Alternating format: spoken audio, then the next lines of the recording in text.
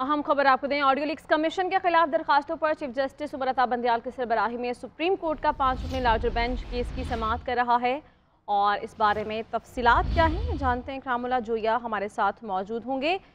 इस केस के हवाले से क्या डिटेल्स हैं वो इकरामुल्लाह जोया से जानेंगे। समाअत का आगाज़ हो चुका है और आपको बताएं कि लार्जर बेंच है जो कि इस केस की समाअत कर रहा है और 5 अरकान पर मुश्तमिल ये बेंच है जिसने केस की समाअत का आगाज़ कर दिया है। ऑडियो लीक्स कमीशन के खिलाफ दरखास्तों पर समाअत का आगाज़ हो चुका है।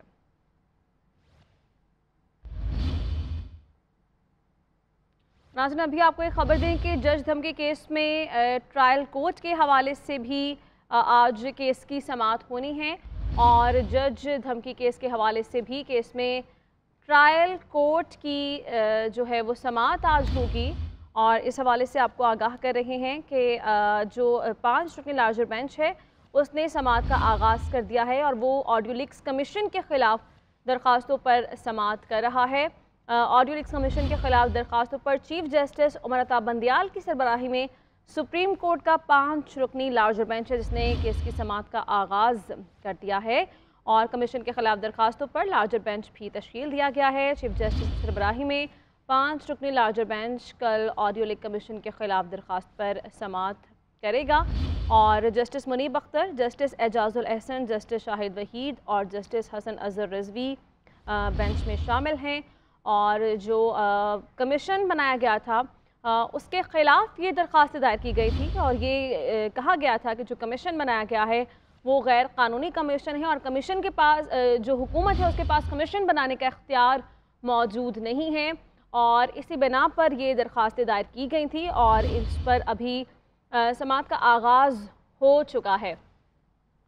आपको खबर दें कि इमरान खान, आबिद ज़ुबैरी और दीगर ने इंक्वायरी कमीशन के ख़िलाफ़ ये दरख्वास्त दायर की थी और उनके जो तहफ़्फ़ुज़ात थे वो ये थे कि जो कमीशन हुकूमत की जानिब से बनाया गया है वो कमीशन गैर कानूनी है। हुकूमत के पास इस कस्म का कोई इख्तियार नहीं है कि वो इस तरह का कोई कमीशन बना सके और इसी पर अब समाअत का आगाज़ हो चुका है। इकरामुल्लाह जोया से इस पर बात करते हैं। इकरामुल्लाह, बताइए, समाअत का आगाज़ हो गया? जी देखें, ये समाअत का आगाज़ हो चुका है और इसमें आज जो चीफ जस्टिस की जानिब से रिमार्क दिए गए हैं उसमें कहा गया कि हुकूमत कैसे सुप्रीम कोर्ट के जजेस को अपने मकासद के लिए मुंतखब कर सकती है।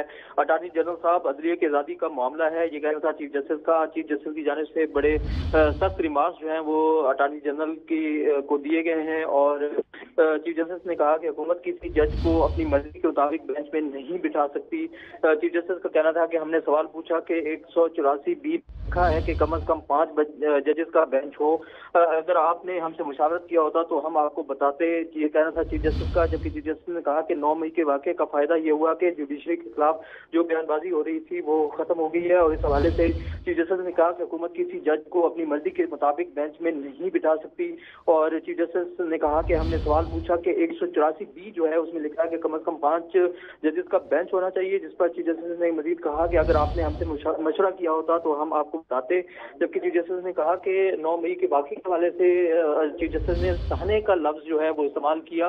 9 मई के जो वाक़या था उनको चीफ जस्टिस का ये कहना था कि 9 मई को जो सानिया पेश आया इससे कम से कम जुडिशरी के हवाले से जो बातें की जा रही थी उसके ऊपर जो है वो रिमार्क दिए गए। जबकि साथ ये भी कहा कि इदारों का एहतराम जो है वो इंतहाई ज़रूरी है और इदारों में जुडिशरी जो है उसका भी शमूलियत है, तो जुडिशरी की भी एहतराम जो है वो ज़रूरी है। जबकि चीफ जस्टिस ने ये भी कहा कि जब supreme court practice and procedure bill बनाया गया तो वो जो है वो जल्दी में बनाया गया और उसमें काफ़ी फ्लॉज जो हैं वो मौजूद हैं, जिस पर सरजनिश की गई अटार्नी जनरल की चीफ जस्टिस की जानिब से और कहा गया कि जब ये बिल आप पेश कर रहे थे और इस हवाले से जब सुप्रीम कोर्ट से अगर मुशावरत की गई होती, जजेस से अगर मुशावरत की गई होती तो आज ये सूरत हाल ना होती। ठीक है, शुक्रिया इकरामुल्लाह जोया, इस बारे में आपने आगाह किया।